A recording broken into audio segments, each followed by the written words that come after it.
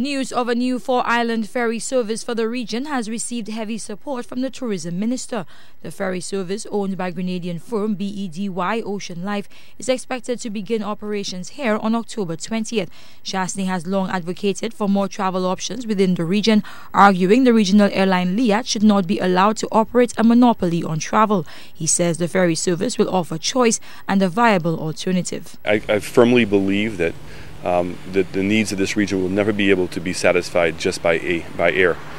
Also, given the technological difficulties, meaning that the kinds of equipment that you would want to have, we can't afford. There are still a lot of people. I'm even surprised at the number of people who will not fly on a plane.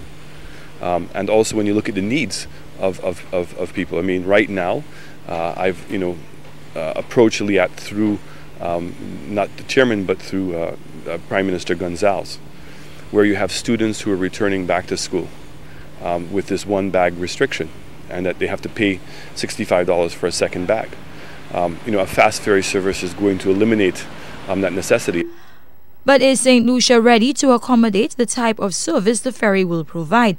The minister says not yet, but the country is working to address any shortfalls.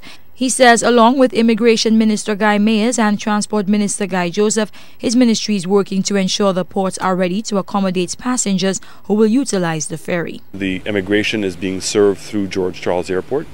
And so sometimes you're only getting 1 or 2 immigration officers coming to try to disembark 300, 400, 500 people.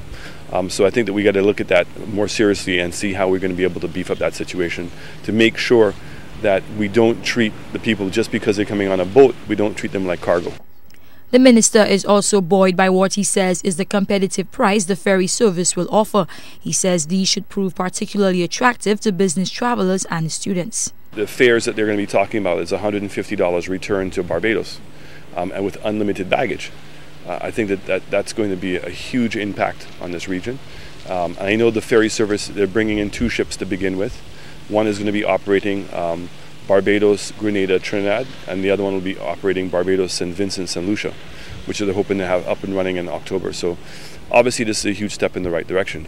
The ferry service will operate in 4 regional destinations, namely Grenada, St. Lucia, Barbados, and Trinidad. Carmi Joseph, HTS News, Channel 4.